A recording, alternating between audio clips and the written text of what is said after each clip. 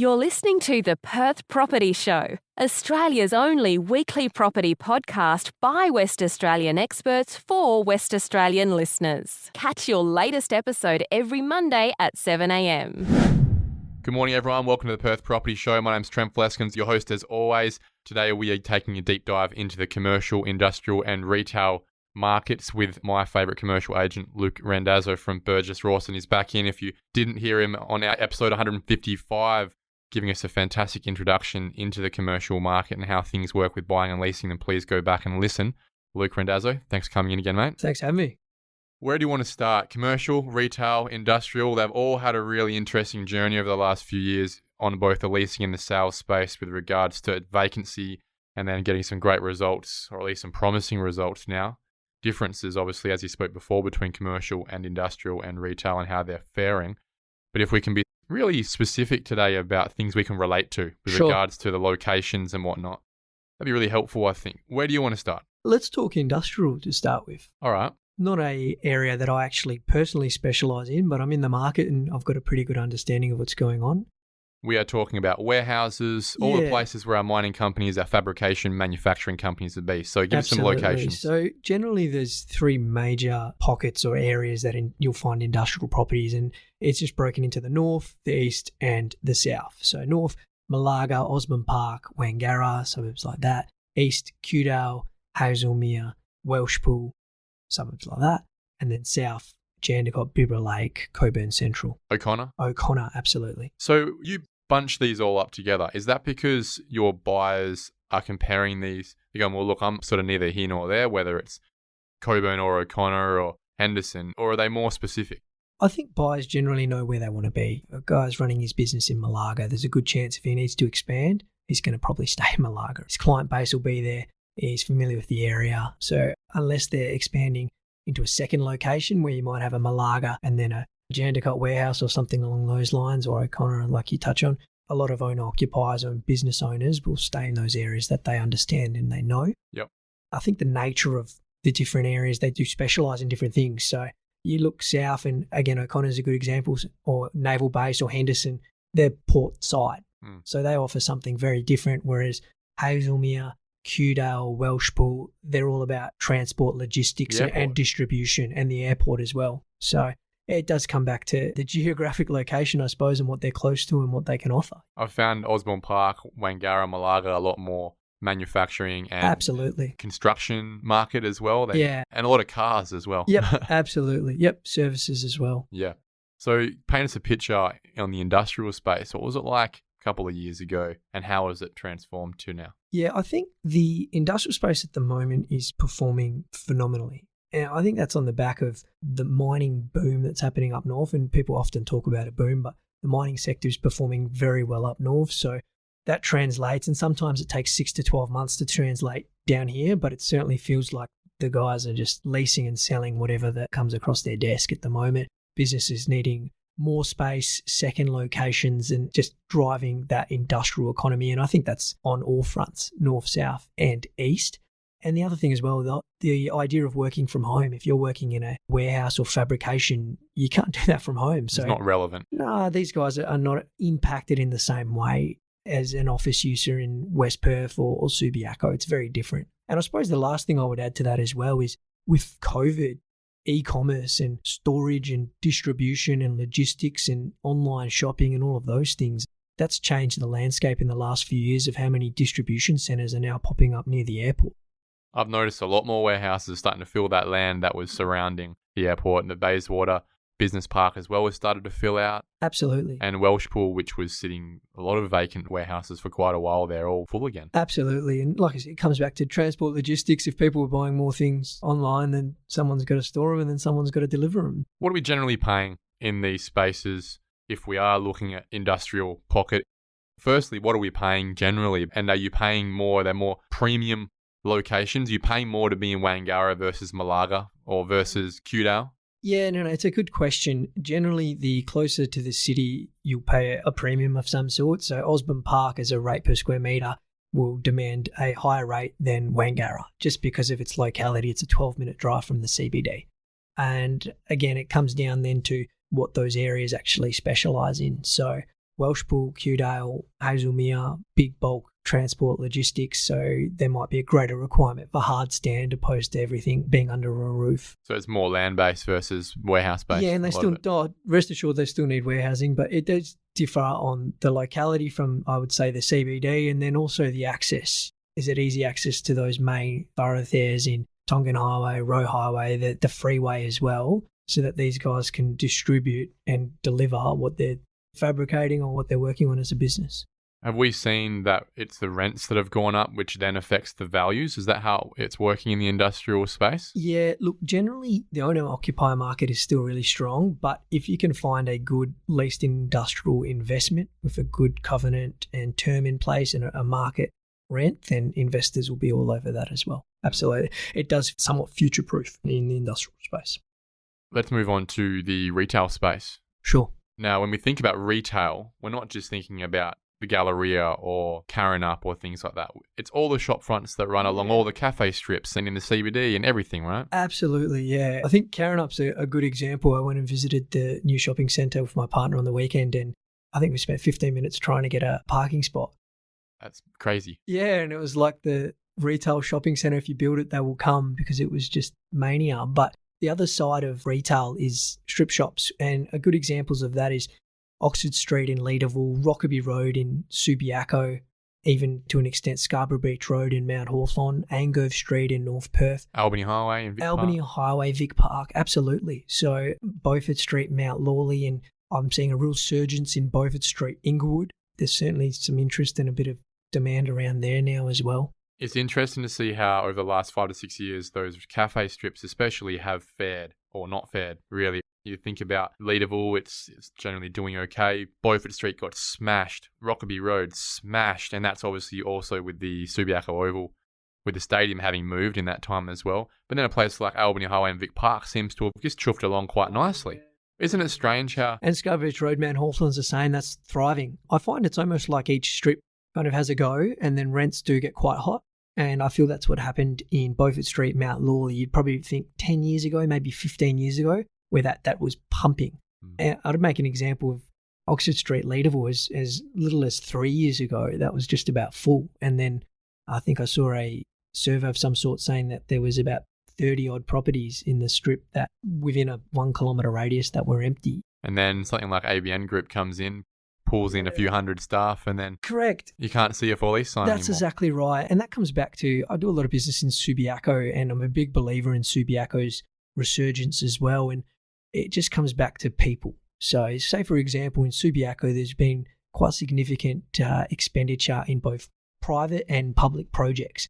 And that just brings people back to the area. Or apartment buildings, right? Yeah, so you look at the Blackburn building, I think it's 186 odd apartments, and then up the Paris end of Rockaby Road, there's another 40 or 50 apartments being built right now, 37 by the Celsius guys at the old Barrow Day funeral home, and then another 10 across the road, and there'll be more projects than that.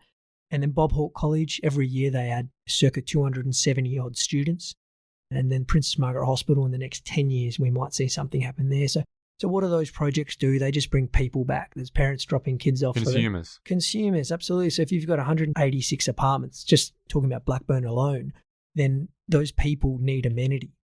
That's a lot of coffee. It's a lot of coffee, a lot of groceries, a lot of boutique fashion shopping, and that's where you just hope that then the strip then experiences less vacancy, higher rents, and gets back to some form of normality, and then it passes on to Hay Street and surrounding areas. My understanding of why places like Beaufort Street have really struggled in the last few years, there's a theme of very greedy landowners who are looking to retain very high rent amounts. We heard this even before COVID, and were not prepared to drop the rent per square metre, which would affect the value, as we've spoken about before, of their asset, because it then changes the value with regards to the yield. And then you've got these retail operators who can't afford it, and then they have to leave, and then it just stays empty. Rather than dropping the rents, it just stays empty for years. Yeah, look, I'm not sure I'd use the term greedy. I think it's probably more a matter of conditioning. It's about landlords understand, because there's a lot of landlords in those areas who've had buildings, and there might be generational buildings that are passed within families. A lot of them are, aren't they? Absolutely. And it's just about understanding and conditioning, because if they were getting an incredible rent during a boom peak even if it was 15 or 16 years ago, if they're not being conditioned to understand your rent might be half now, it's very hard for a landlord just to accept that. So it's about explaining, conditioning, this is where the market's at. And if you do want to meet the market and you do want to keep a tenant who pays most of your outgoings. Yeah, this is the point, right? They're paying, at the very least, even if they're paying $1 a week in rent, they're also paying all of your outgoings. Yeah, and I think then it comes down to the individual landlord and what their situation is. Is the bank still involved, or is it often they're owned with no debt? So it's not owing them anything and they'll wait for their dream tenant. So I think the job is certainly on ourselves as real estate agents or the leasing agents that are out there to condition their landlords on market conditions. That's how you find tenants, and that's how then tenants can survive. Because a tenant, as you touched on, has a break-even point where if the rent is paying, the predominant amount of their revenue and profit is all going towards the rent, then it's just unsustainable. When you think about the performance of sales recently in the retail space especially, do you notice that it's the big international brands that generally get the best yields, the best cap rates, and people will pay overs for a Macca's or a Subway or a Zabreros or a Guzman y Gomez or something like that versus the little corner store, or is it the other way around? No, absolutely. The stronger your covenant, the bigger the company. If it's national, fantastic. If it's international, even better. So the longer the lease, I suppose the bigger the company and the strength of that covenant of a proven non-performer. Like you say, if you're buying a McDonald's or a Hungry Jack's or even a petrol station and you've got one of those leases that goes back to their parent company, then that makes the yield a lot sharper because it's a lot safer investment. So it just comes back to risk and reward. People are happy to have a premium to know that their property is tenanted by a secure blue chip tenant. So does that also, if we can segue into your favourite space, the commercial space? Sure. Does that work as well if your tenant is a BHP or a Rio versus a small engineering company? Yeah, absolutely. Same principle. So as an investor, industrial, retail, commercial, the more solid the covenant, the better the yield. And how's that commercial space going? Give me some real deep dive because this is your space.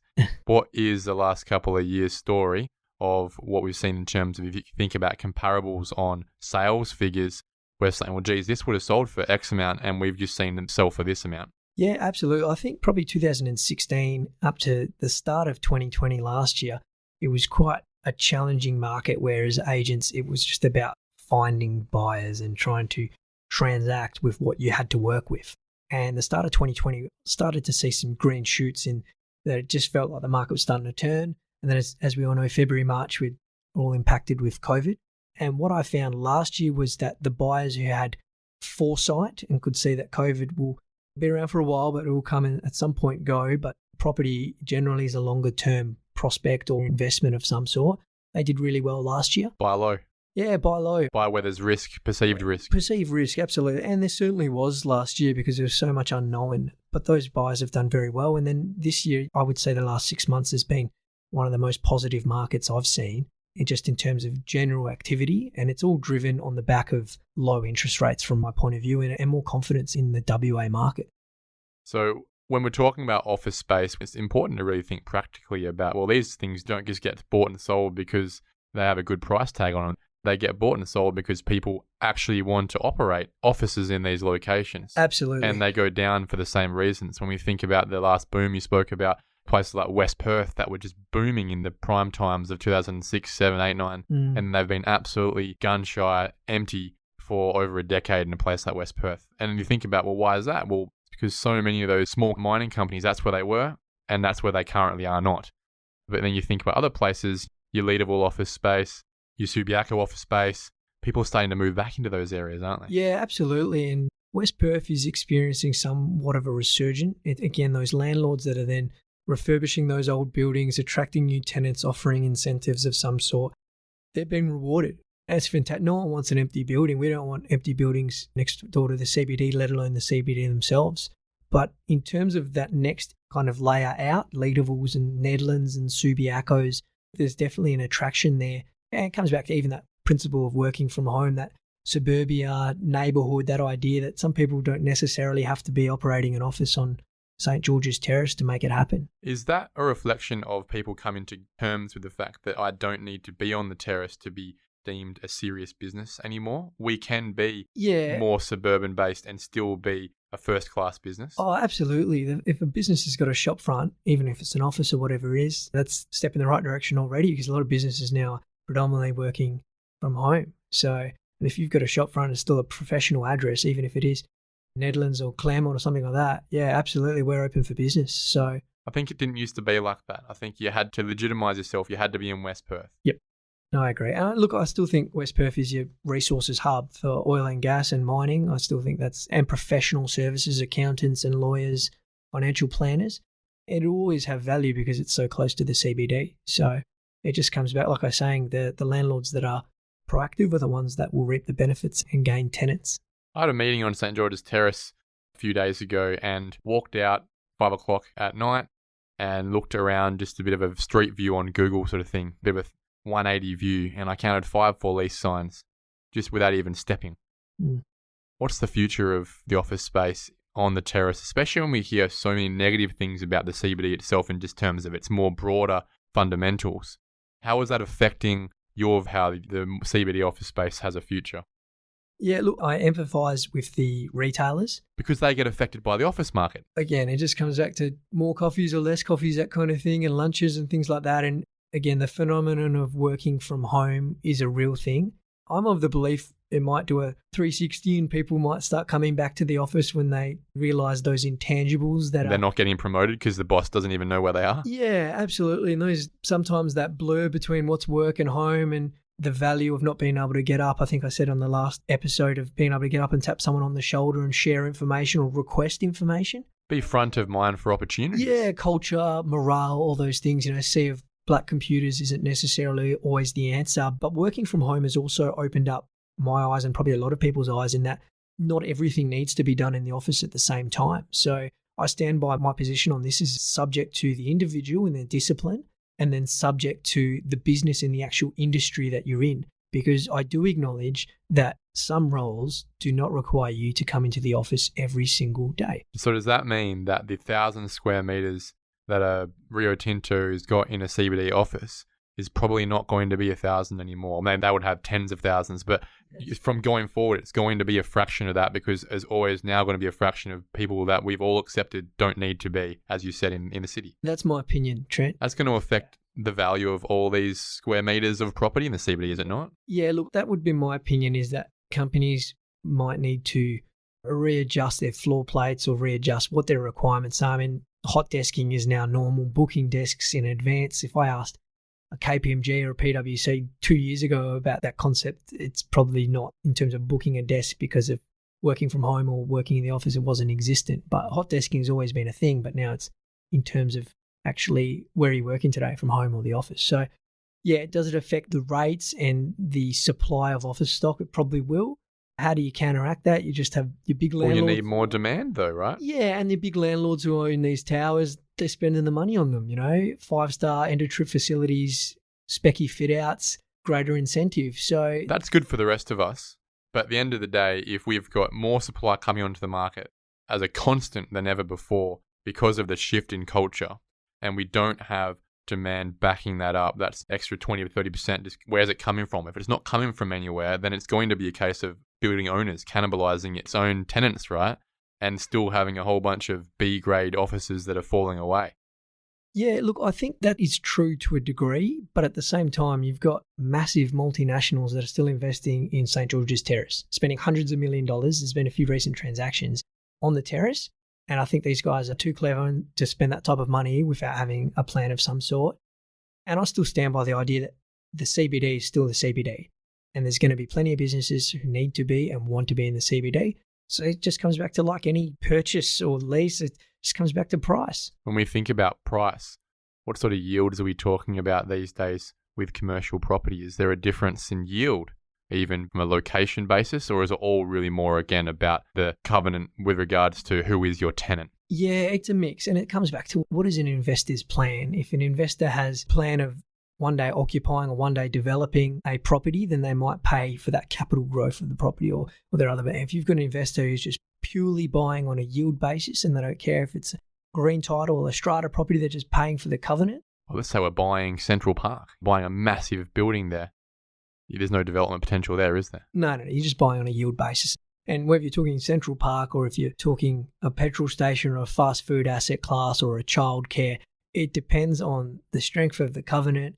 I think buyers will also look at the term that's left on the lease, who's your actual operator, what type of security your bank guarantee in place, proven performance. I suppose the other thing, it depends on the asset class in terms of what's your occupancy. If you're a childcare, it's fast food and you drive past, is it busy when it's supposed to be busy? Is it not busy? And then that'll drive a yield up or down. So it's hard to put a figure on a particular yield, but they can range anywhere from some really good assets, 4.5%, all the way up to 7 or 8%. That's crazy because when you think about over time, I think most of us would generally agree that if someone ever referred just at a barbecue, what's a cap rate for a commercial property? The number 7 used to always come up a lot for me. 7% used to be what you demand as a cap rate, what the yield should be. We've spoken in that episode 155 about how that is made up for everyone listening if you don't understand that. But 7% these days is an extremely high number when you think about the numbers you see. Why is that? Is it simply just because the cash rate's dropped and the number above what people could get in the bank for a term deposit has dropped? Absolutely. So low rates have driven spending for owner occupiers, as I touched on in the last episode, because it's affordable now to purchase opposed to lease. Okay. Yep. So that's the same residential argument as well. Same argument. And then it's driven investors to try and buy brick and mortar or buy something, even if it's stocks or shares, that gives you a greater return because you're getting so little. Getting 0.01% in the bank. Leaving your cash in the bank. So it's driven these investors and owner occupiers to buy property, which is fantastic because then it drives our market and we're transacting more, and same principle of demand and supply. In this case, it's greater demand, so yields start to sharpen up a bit. Last question before we finish it off. Can you explain to me why it seems to be the case that we can expect buyers from the East Coast, whether it's in property in the East Coast or not, but generally seems to be property in the East Coast as well, to be paying a much lower cap rate? Let's say we see 4s from people from Sydney, whereas people from Perth seem reticent to go below 5.5. Yeah, look, it's a number of things in terms of your median house price over in Sydney is nearly $1 million. There's a lot more population and people over in Sydney, so you're competing with a greater pool of buyers. So they're selling things at, some purchases. I think there was an auction yesterday with sub 4%. We never heard of that before, right? Of it. That used to be a term deposit amount. Correct. So it is mind-blowing. And what we're actually seeing is there's actually now East Coast investors who are looking at WA as an investment opportunity because everything is so hard to get their hands on, secure or purchase because of the competition on the East Coast, that WA is an opportunity now where you might still get the same asset class, but it might be 1% lower yield than what you would have got, as in a looser yield than what you'd pay over there. So, or 1.5% or something along those lines. So hopefully their investment market, being as crazy it is over there, drives them to look at other opportunities. And I think that's really important for us to leave it on today is if you are looking at selling commercial property, your buyer doesn't have to be a West Australian.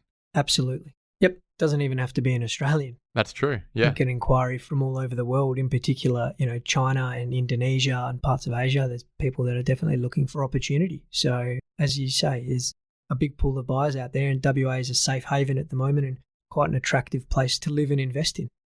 Luke Randazzo, Burgess Rawson, really appreciate you coming in again. Give us a bit more of a deep dive onto how those retail, commercial and industrial markets are going in Western Australia.